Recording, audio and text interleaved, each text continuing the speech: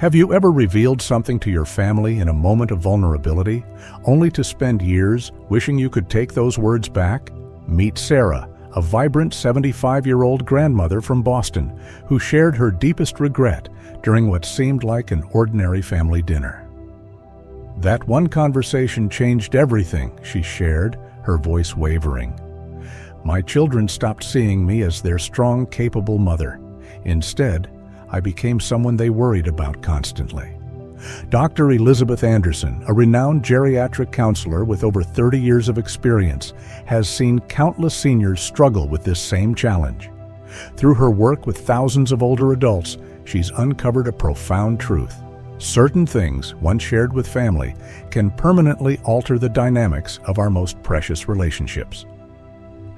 Today, she'll reveal the 5 critical topics seniors should keep private, not to deceive, but to preserve their dignity and family harmony. More importantly, she'll share what to do instead when these feelings become overwhelming.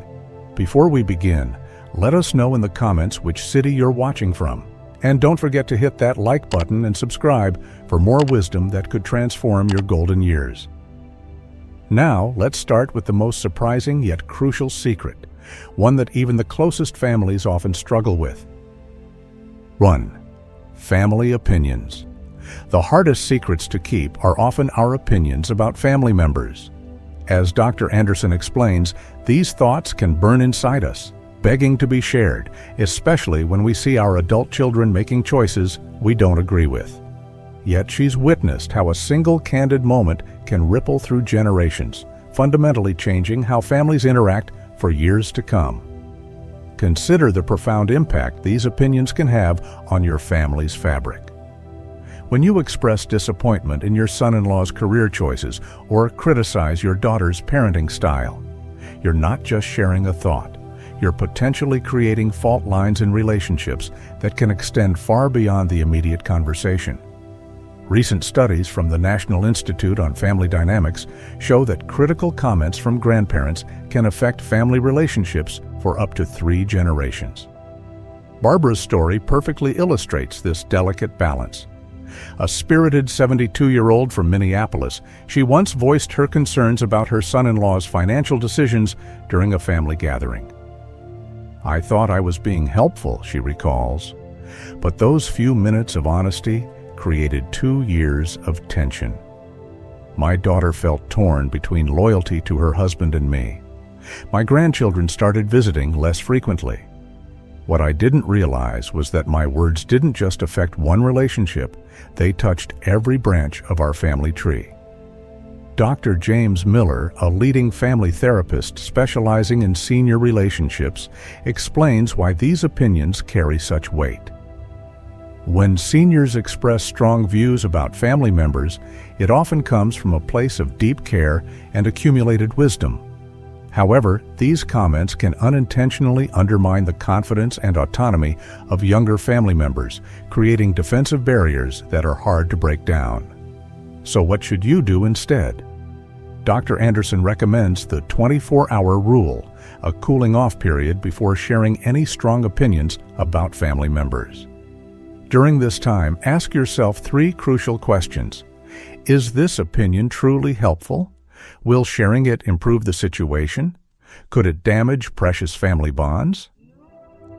Often, you'll find that the urge to share passes, replaced by a more balanced perspective. When you feel overwhelmed with concerns about family members, consider alternative outlets. Private journaling can provide emotional release without risking family harmony. Professional counselors or senior support groups offer safe spaces to discuss family dynamics with others who understand your perspective. These outlets allow you to process your feelings while preserving the delicate balance of family relationships. But what if you've already said too much? Dr. Anderson emphasizes that recovery is possible with the right approach. Start with a sincere, focused apology that acknowledges the impact of your words without making excuses. Then, take concrete steps to rebuild trust. Show through actions that you respect boundaries and recognize your family members' autonomy in their life choices. Remember, Maintaining dignity in your senior years isn't about never having opinions. It's about choosing wisely when and how to share them. Your relationship with your family is like a precious garden. Sometimes the best way to help it flourish is to let it grow on its own while providing quiet support from the sidelines. Share in the comments if you've ever faced a similar situation. How did you handle it? Your experience might help others navigate these delicate family dynamics while maintaining the respect and love that make family relationships so precious. Next, let's explore another crucial area where silence can be golden: financial matters. 2. Financial matters. Money talks, but should it? Here's what financial advisors say about family wealth discussions.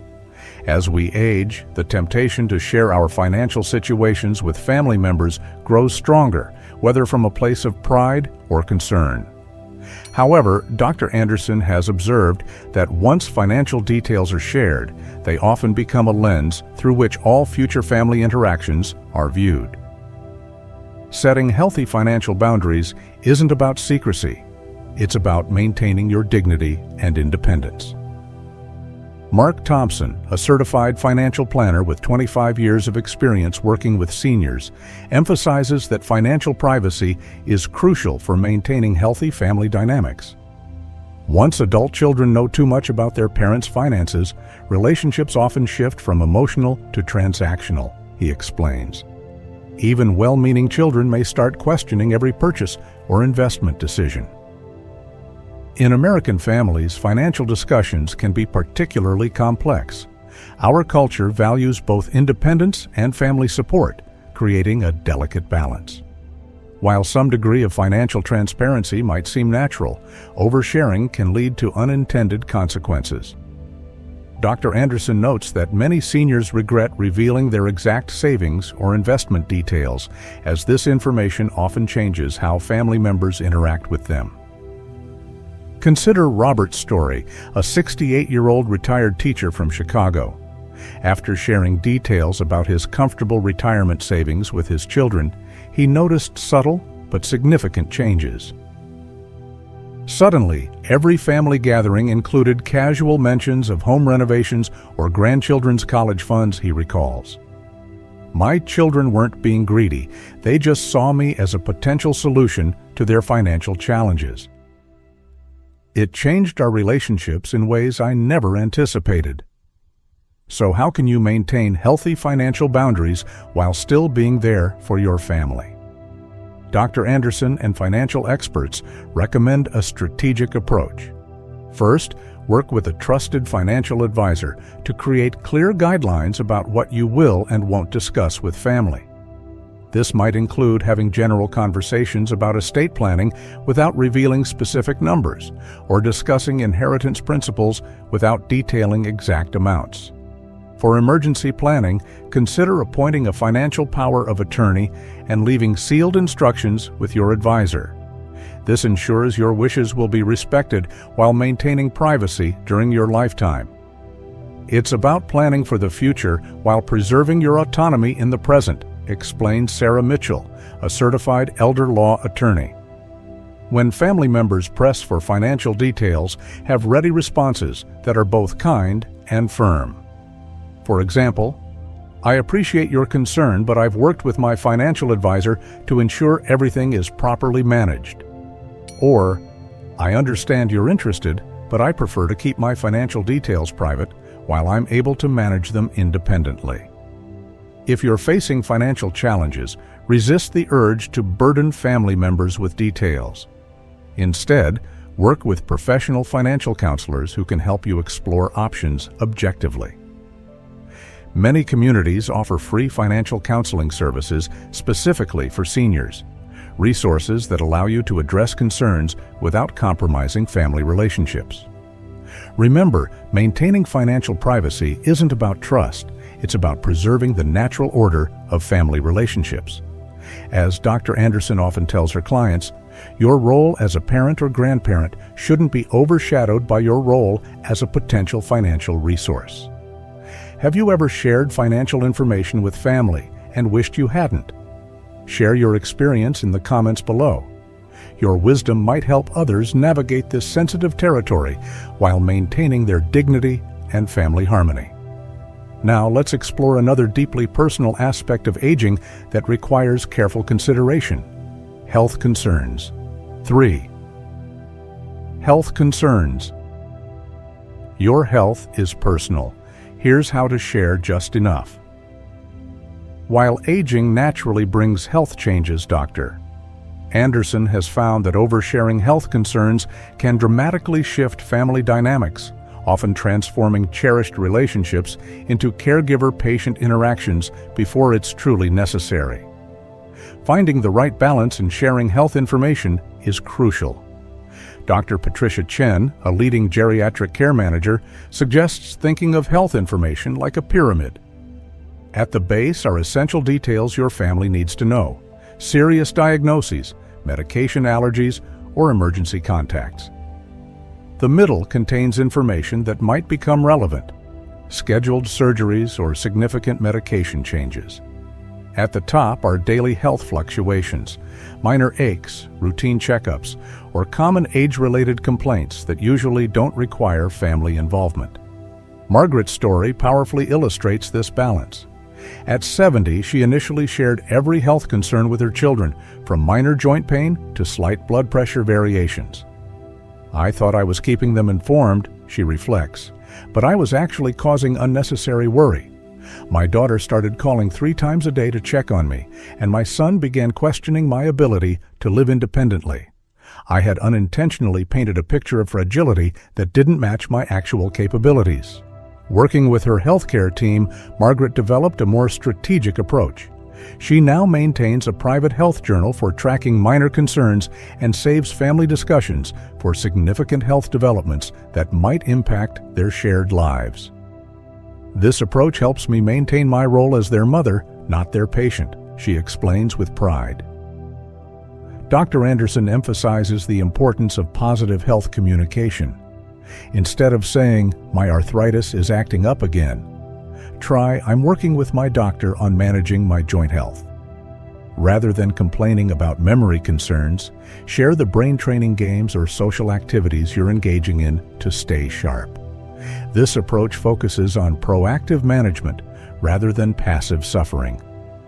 Building a private support network outside your family is equally important.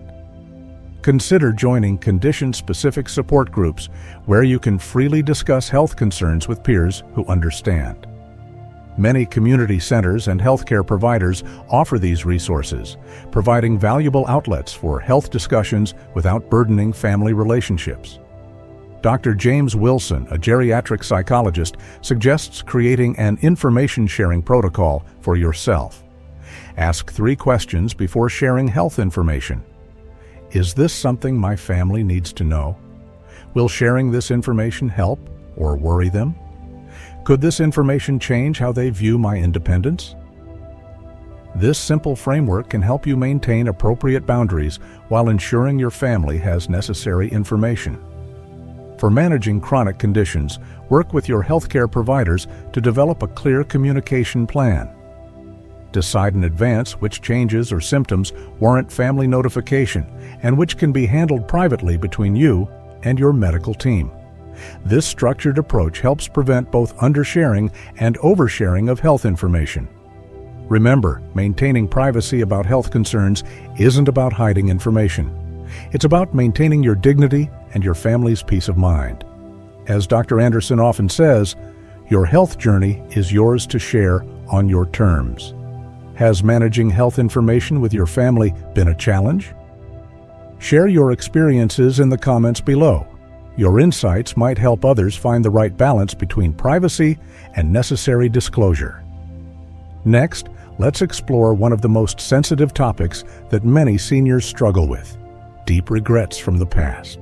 4. Deep regrets. Regrets are like old photographs. Some should stay in the album. While the weight of past decisions might feel heavy, Dr. Anderson has discovered that sharing deep regrets with family members rarely provides the relief seniors seek. Instead, it often creates unexpected burdens for both the sharer and the listeners. The art of transforming regrets into wisdom requires careful consideration.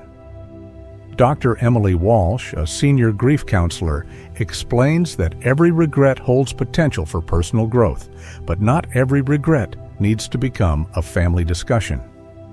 When we share our deepest regrets with family, she notes, we sometimes unknowingly pass on emotional burdens that aren't theirs to carry. Consider James's powerful transformation story.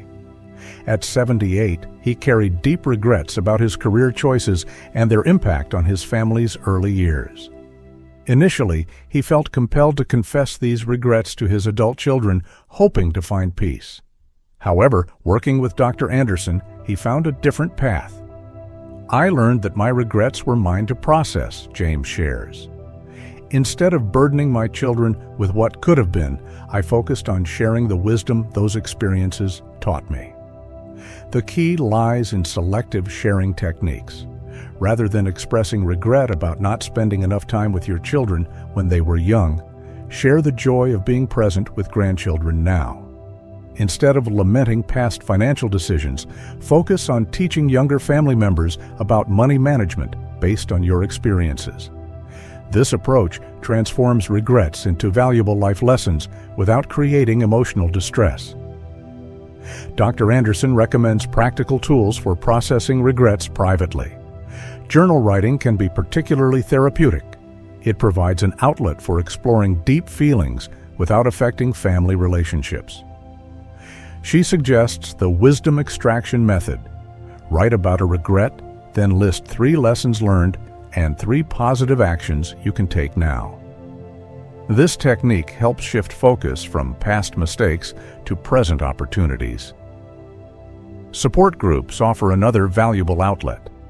Being among peers who understand life's complexities can provide comfort and perspective without risking family dynamics. As one support group member shared, "Here, I can speak freely about my regrets and hear others' stories. It helps me realize I'm not alone, and I don't need to burden my family with these feelings." Professional counseling provides a structured approach to processing regrets. Dr. Walsh emphasizes that working with a therapist can help seniors find peace with their past while maintaining strong family relationships. It's about learning to hold both truth and grace, acknowledging our regrets while not letting them define our present relationships, she explains. Remember, the goal isn't to deny or suppress regrets, but to handle them wisely. As Dr. Anderson often tells her clients, your regrets are part of your journey, but they don't need to become part of your legacy. Focus on sharing the wisdom gained rather than the pain experienced. Have you found healthy ways to handle life's regrets without burdening family members? Share your insights in the comments below. Your experience might help others find peace with their past while preserving precious family bonds. Now, let's address our final topic, one that often weighs heavily on seniors' minds but requires careful consideration before sharing. Personal fears about the future. 5th, personal fears. Fear shared is not always fear halved, especially when it comes to family relationships. While it's natural to want to share your anxieties about aging, health, or the future with loved ones, Dr. Anderson has observed that expressing these fears too freely can create unintended anxiety that ripples through the entire family. Elizabeth's story beautifully illustrates this delicate balance. At 73, she found herself increasingly worried about living alone and her future health. Initially, she shared every concern with her children, but soon noticed them becoming overprotective and anxious themselves. I realized my fears were becoming their fears, she reflects. Instead of finding relief, I was multiplying my anxiety across generations. Working with Dr. Anderson, Elizabeth developed private coping strategies that helped her manage fears without burdening her family. She started with simple breathing exercises and daily meditation. More importantly, she created what she calls her Circle of Strength, a carefully chosen network of peers, professionals, and support groups where she could openly discuss her concerns. Dr. Rachel Martinez, a specialist in senior anxiety management, emphasizes the importance of building personal resilience. Fear is normal, but how we handle it can strengthen or strain family relationships, she explains. The goal isn't to eliminate fear, but to manage it wisely. She recommends creating a personal safety net that includes both emotional and practical support systems outside the family. Consider developing these private support mechanisms. Regular sessions with a counselor who specializes in senior concerns. Joining peer support groups where you can freely share fears with others who understand. Building connections with neighbors and community members who can provide practical assistance. Maintaining a journal to process anxious thoughts privately, Elizabeth found success by balancing private fear management with appropriate family communication. Now I only share fears when I need specific help or when it directly affects my family, she says. Other concerns I take to my support group or counselor. This approach helps me maintain my role as a strong mother and grandmother while still getting the emotional support I need. Remember, keeping certain fears private isn't about disconnecting from family. It's about maintaining healthy boundaries and protecting your relationships. As Dr. Anderson often says, share your strength more than your fears. It empowers both you and your loved ones. Has managing fears while maintaining family relationships been challenging for you? Share your thoughts in the comments below. Your experience might help others find their balance between seeking support and maintaining dignity. Now, let's wrap up our discussion with some final thoughts about maintaining family harmony while protecting your emotional well-being. As we've explored these 5 crucial topics, family opinions, financial matters, health concerns, deep regrets, and personal fears, remember that privacy isn't about creating distance. Instead, it's about preserving the precious relationships that make life meaningful. Dr. Anderson reminds us that wisdom in aging includes knowing not just what to share, but what to keep sacred. Think of your dignity like a treasured family heirloom, something to be protected and preserved. By maintaining appropriate boundaries while staying connected with your loved ones, you can continue being the strong, respected figure your family needs. Share your experiences in the comments below, and don't forget to subscribe for more insights on aging with grace and dignity. Remember, you're not alone on this journey. Together, we can navigate the delicate balance between openness and privacy in our golden years.